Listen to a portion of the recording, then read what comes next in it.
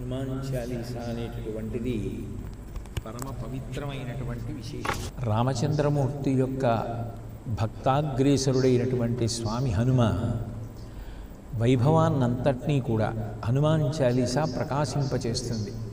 వాల్మీకి మహర్షి శ్రీరామాయణాన్ని లోకానికి అందిస్తే వాల్మీకి మహర్షి యొక్క అంశతో వచ్చినటువంటి వారే గోస్వామి తులసీదాస్ గారు. వారు రామచరిత మానస్ని అట్లాగే హనుమాన్ చాలీసా మొదలైన గ్రంథాలను ఎన్నింటినో జాతికి అందించారు.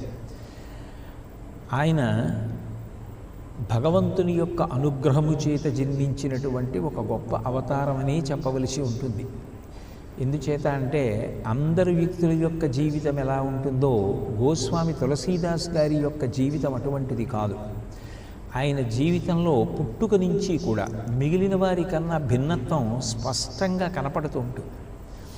మనం ఆ విషయాన్ని, ఆయన జీవితాన్ని విహంగ వీక్షణంగా ఒక్కసారి పరిశీలనం చేస్తే అద్భుతమైనటువంటి విషయాలు కొన్ని గోచరమవుతాయి. ఆయన ప్రయాగ సమీపాన బాందా అనబడేటటువంటి జిల్లాలో రాజాపురం అనబడేటటువంటి గ్రామంలో జన్మించారు. వాళ్ళ నాన్నగారి పేరు ఆత్మారాం దూబే, తల్లిగారి పేరు హులసీదేవి. ఆత్మారాం దూబే గారు ఎప్పుడూ కూడా అందరితో మాట్లాడుతూ ఆత్మారాముడు ఉన్నాడు, ఆత్మారాముడిని సేవించండి, ఆ ఆత్మారాముడే మనకి ఉత్తమ గతులు కల్పిస్తాడు అంటూ ఉండేవారు. ఆయనకి ఆ ఆత్మారాముడు అని ఆయన గురించి చెప్తూ ఉండడం ఒక అలవాటు. అందుకని ఆయన పేరు ఆత్మారాం దూబే అనే పిలవబడింది. ఆ ఆత్మారాం దూబే హులసీదేవి దంపతులకు గోస్వామి తులసీదాస్ గారు కుమారుడుగా జన్మించారు. ఆయన జన్మించినప్పుడు విశేషం ఏమిటి అంటే 12 నెలలు అమ్మగారి కడుపులో ఉండిపోయారు. సర్వసాధారణంగా 9 నెలలకి ప్రసవం అయిపోవాలి.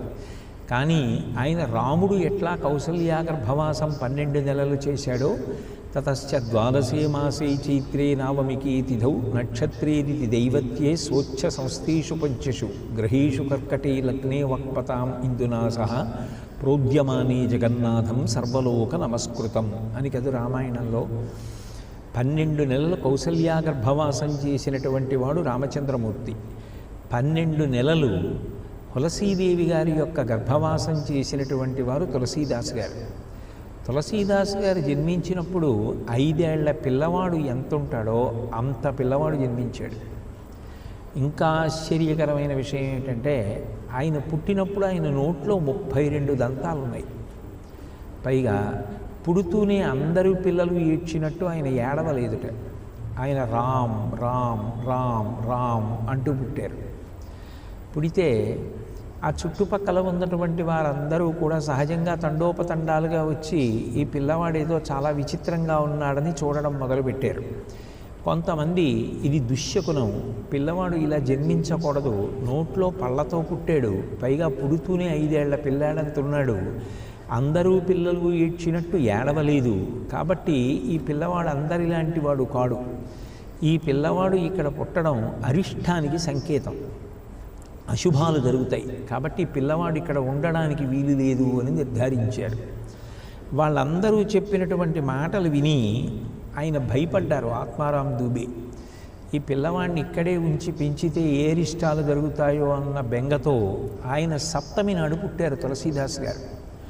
7వ నాడు పుడితే 3వ నాడు అంటే 10మి నాడే వాళ్ళ ఇంట్లో పనిచేసేటటువంటి పనిపిల్ల చునియా అనబడేటటువంటి దాసిని పిలిచి ఆ పిల్లవాడిని ఆమెకి ఇచ్చేసి నువ్వు తీసుకెళ్ళి మీ అత్తవారింట్లో వదిలిపెట్టేసే ఈ పిల్లవాడిని అని చెప్పి పంపించేశారు.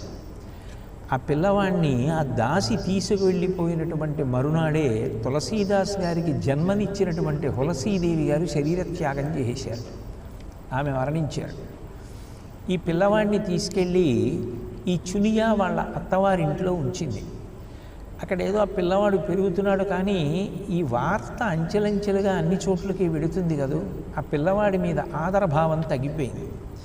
ఈలోగా 5.5 సంవత్సరాలు ఆ పిల్లవాడికి వచ్చేటప్పటికీ ఈ పిల్లవాడిని పెంచుదామని తీసుకెళ్ళినటువంటి ఆ చునియా అన్న దాసి కూడా మరణించింది.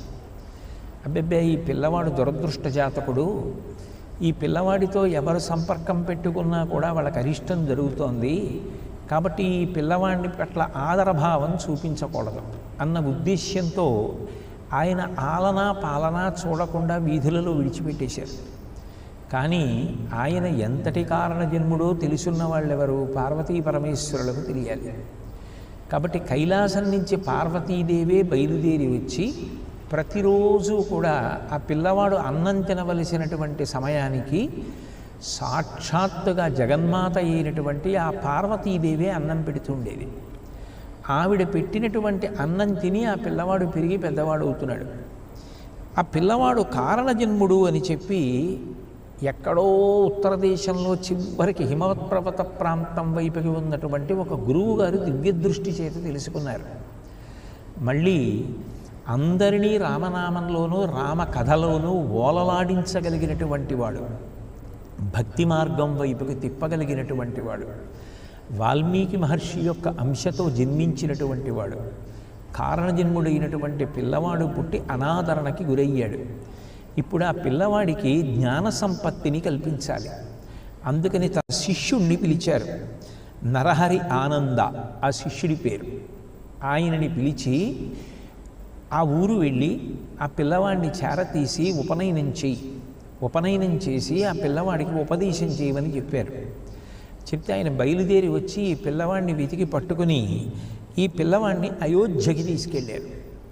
అయోధ్యకి తీసుకెళ్ళి ఉపనయనం చేశారు. ఉపనయనం చేసి గాయత్రీ మంత్రం ఒక్కసారి చెవిలో చెప్పేటప్పటికి ఎన్నో సంవత్సరాల నుంచి గాయత్రీ మంత్రాన్ని జపం చేసేటటువంటి వ్యక్తికి ఎంత అలవోకగా గాయత్రి సిద్ధిస్తుందో ఆయనకి అంత గొప్పగా సిద్ధించింది. అందులో ఉన్న 24 అక్షరాలకి 24,000 శ్లోకాలుగా శ్రీరామాయణాన్ని రచించినటువంటి మహాపురుషుడైనటువంటి వాల్మీకి అంశతో వచ్చినటువంటి మహానుభావుడికి అటువంటి గాయత్రీ మంత్రం భాషించకుండా ఎలా ఉంటుంది? అందుకని ఆయనకి సహజంగా ఆ గాయత్రీ మంత్రం బాగా వంట పట్టింది. ఆ పిల్లవాడు ఎప్పుడూ రామ్ రామ్ రామ్ రామ్ అంటూనే ఉండేవాడు. ఆయనకి ఉపదేశం చేసిన తర్వాత అప్పటి వరకు ఒక పేరు పెట్టి ఎవరూ పిలవలేదు. గురువుగారు ఎప్పుడూ రామ్ అంటాడు.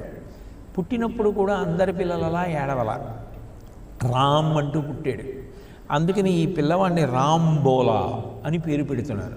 అని రాంబోలా అని పేరు పెట్టారు.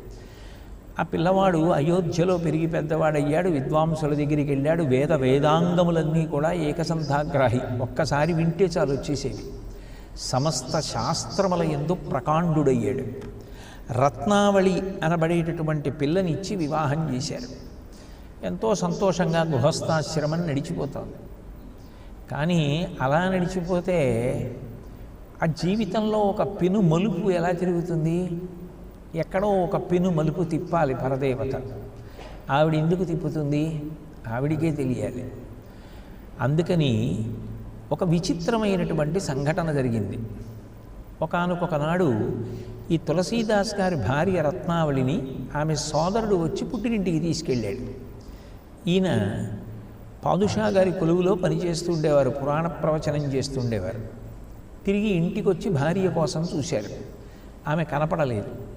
ఆమె కోసమని చెప్పి మంచి వరదలలో ఉన్నటువంటి నదిని ఈది అవతల ఒడ్డుకి వెళ్ళి అందరూ నిద్రపోతూ ఆ వర్షంలో పిలిచినా పలకకపోతే ఆయన ఆ పట్టుకుని ఉన్నటువంటి ఒక భయంకరమైనటువంటి సర్పం, అది ఒక జాతి సర్పం. ఆ సర్పానికి ఉండేటటువంటి లక్షణం ఏమిటి అంటే ఉడుము ఎలా పట్టుకుంటుందో అది నోటితో అలా పట్టుకుంటుంది. దాని తోకకి ఏదైనా తగిలితే అది వదిలిపెట్టదు. అటువంటి సర్పం ఒకటి వేలాడుతోంది అక్కడ ఉన్నటువంటి ఒక కర్రని పట్టుకొని. ఈయన వెళ్ళి అది తాడనుకుని మేడ మీద భార్య ఉంది ఆమెని చేరుకుందామని చెప్పి దాని తోక పట్టుకున్నారు. అది తాడనుకున్నారు. ఎవరైనా అలా పట్టుకుంటే ఆ పాము నోటితో కరిచి పట్టుకుంటుంది. అదొక ప్రత్యేకమైన జాతి సర్పం. దాని పేరు కూడా ప్రస్తావించారు ఆయన జీవిత చరిత్రలో. ఆ పాము ఎప్పుడైతే పట్టుకుందో ఆ వర్షంలో ఆయన భార్యని చేరాలన్న తమకంలో ఉన్నారు. అది పాము అని కూడా గమనించలేదు. దాన్ని గట్టిగా పట్టుకుని ఎక్కుతూ ఉంటే ఆయన గోళ్ల చేత చెనకపడి దాంట్లోంచి వచ్చినటువంటి రక్తం ఆయన మీద పడింది. అయినా చూసుకోకుండా పావుని పట్టుకుని ఆ పై వరకు ఎక్కేసి మేడ మీద దూకి భార్య పడుకున్నటువంటి గది దగ్గరికి వెళ్ళి తలుపు తట్టారు. ఆమె పైకొచ్చి చూసి ఆశ్చర్యపోయింది. ఇంత గాలి వాన, నది వరదల్లో ఉంది, ఎట్లా వచ్చారు ఇంత తడిచి ముద్దయిపోయి, ఇంత ఆర్తిగా నా కోసం వచ్చారా అంటే, నాకు నీ యొక్క పొందు కావలసి ఉంది, దాని కొరకు అని చెప్పి నేను ఉద్వేగాన్ని పొంది ఇంత దూరం పరిగెత్తి